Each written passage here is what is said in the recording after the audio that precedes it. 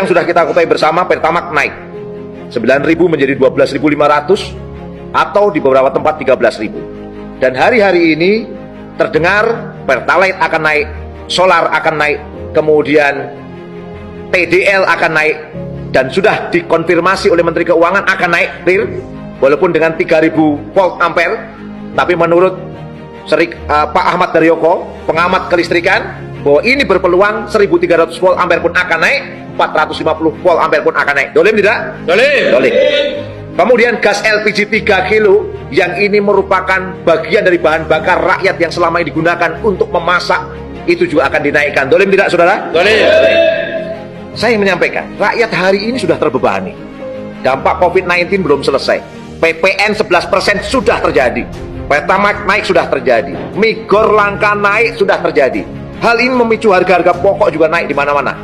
BPJS juga menjadi syarat wajib pelayanan publik. Juli tahun depan, tahun ini, itu adalah ajaran baru buat anak-anak kita. Tentu ini akan membebani. Di dalam kondisi ini ternyata pemerintah negeri ini akan menaikkan solar, pertalite, gas melon, dan juga TDL. Luar biasa ini, saudara-saudara sekalian.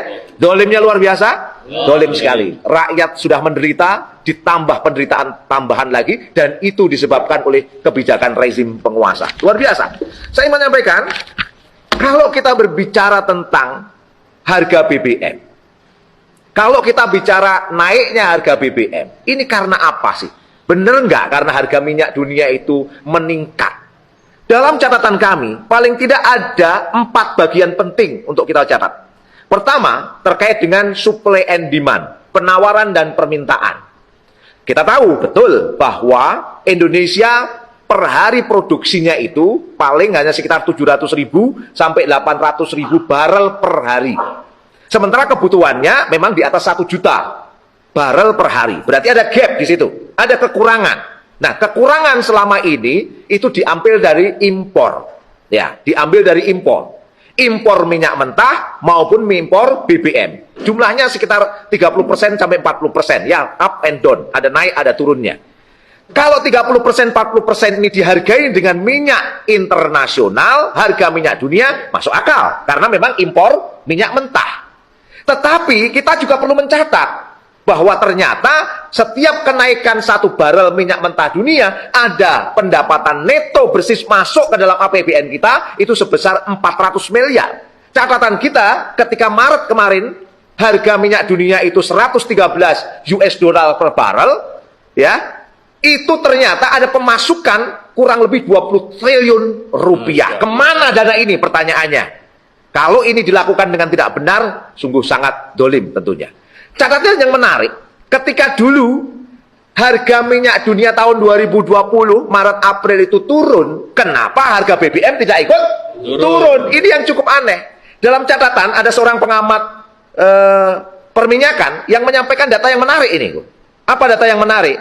Ketika harga minyak dunia itu turun di bulan Maret dan April tahun 2020 yang lalu, itu ternyata ada pemasukan sekitar 170 triliun. Beliau mempertanyakan kemana dana 170 triliun ini. Ditanyakan oleh pengamat perminyakan. Namanya nggak usah saya sebut. Silakan searching di internet akan ketemu. Nah, ini sebuah pertanyaan, kemana dana-dana tambahan yang diperoleh dari kenaikan harga minyak dunia maupun turunnya minyak dunia? Itu pertanyaan menggelitik harus kita tanyakan. Oke, impor. Oke, dari situ. Kemudian, kalau kita bicara, hari ini kita kurang lebih Pertamina itu bisa mensuplai dari kalau 100% kebutuhan 100% produksi dalam negeri, Pertamina itu bisa memproduksi kurang lebih 56%. 56%. Selebihnya kurang lebih 44%, ya, itu berarti dari kontraktor kontrak kerjasama yang sebagian besarnya adalah berasal dari asing, ya, dari asing. Anehnya ternyata harga Pertamina maupun harga kontraktor kontrak kerjasama dihitung juga dengan harga minyak internasional. Padahal harga produksinya itu hanya sekitar 19,71 US dollar per barel. Kalau 19,71 atau 20 lah anggap saja berdasarkan data SKK Migas dijual dengan 113 US dollar per barel, kacau tidak ini kira-kira?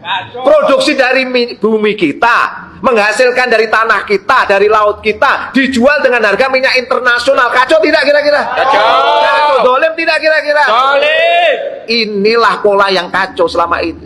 Apa yang kita sebut liberalisasi sektor hulu. 44% dikuasai oleh asing, diminta dibeli harga dengan minyak dunia. Ditambah lagi, ternyata di hilirnya harga minyak dan BBM itu juga dihargai dengan harga minyak internasional. Itu persoalan menggelitik dari supply and demand kita. Supply and demand kita persoalannya yang terbesar di situ. Kira-kira kalau kita membahasnya, ya. Jadi ada persoalan apa tadi?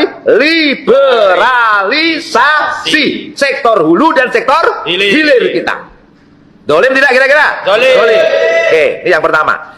Pertanyaannya, bisa nggak sih Indonesia itu membiayai atau bukan membiayai, memproduksi secara mandiri keberadaan minyaknya?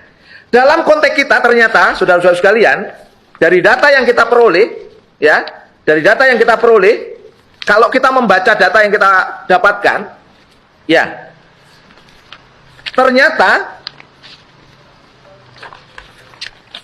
kita itu memiliki kurang lebih 128 cekungan hidrokarbon. Berapa? 128 cekungan hidrokarbon. Yang baru diproduksi itu 20 cekungan hidrokarbon. Ya, 27-nya itu sudah ada potensi tapi belum dieksploitasi. Kemudian sisanya memang perlu eksplorasi lebih banyak lagi. Nah, pertanyaannya adalah, bisa nggak Indonesia mandiri secara energi? Bisa. Asalkan 128 cekungan hidrokarbon itu benar-benar mandiri dikuasai oleh Indonesia. Dalam makna Islam dikuasai oleh rakyat secara keseluruhan. Tetapi kalau ini diserahkan kepada asing lagi, kira-kira harganya akan tetap naik atau tidak? Naik. Karena mereka menghargai selalu dengan harga minyak internasional. Ini persoalan. Oleh karena itu kami tawarkan dalam kesempatan kali ini, stop liberalisasi migas. Terus kemudian migas diletakkan pada siapa? Kembalikan menjadi milik rakyat secara keseluruhan, muslim maupun non-muslim. Ini clear. Dan inilah yang disarankan oleh Islam. Karena dalam pandangan Islam, migas, minyak gas yang jumlahnya berlimpah termasuk di dalamnya sumber-sumber daya energi yang lainnya, itu adalah milik rakyat secara keseluruhan. Takbir. Pertanyaannya, wani pora? Kudu wani. Harusnya berani. Jangan sampai beraninya cuman menghilangkan subsidi bagi rakyat, sementara ketika menghentikan liberalisasi ora wani.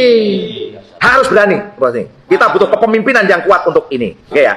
Nah, ternyata kalau ini semua mandiri, semua ini mandiri, menghasilkan dari bumi kita sendiri, diproduksi oleh kita sendiri, itu ternyata harga BBM setingkat Pertamax itu bisa 4.700 kalau 100% ya, sekali lagi ya. Kalau berapa? 100% kita mandiri mengelolanya. Bisa nggak kira-kira? Bisa. Wani pora. Nah, itu yang paling penting untuk kita catat. Bukan wani piro ya? Bukan wani piro, wani pora. Berani tidak, gitu maksudnya ya. Oke, hitung-hitungan angka, silahkan lihat video-video kita sebelumnya supaya clear ya. Kita percepat saja.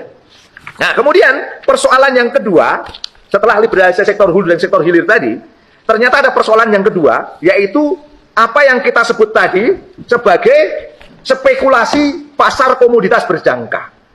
Ternyata minyak kita ini, ya, minyak mentah di dunia internasional itu dijualnya di pasar komoditas berjangka. Dan itu ternyata pasar non-real yang penuh spekulasi, penuh judi. Tiap hari minyak itu digoreng sampai ribuan kali. Ini jualan BBM atau jualan kacang sebenarnya. Ini jelas kacau. Dan dalam pandangan Islam, yang non-real begitu hukumnya apa? Haram. Tinggalkan yang non-real, tinggalkan perjudian, kembalikan yang real saja. 19,71 US dollar per barrel. Murah tidak? Murah. Tinggal wani pora. Ya. Kemudian yang ketiga, memang kondisi geopolitik. Sekarang sedang ramai katanya tentang pertarungan antara Rusia dan Ukraina. Ada Eropa, ada Amerika ikut terlibat serta di situ.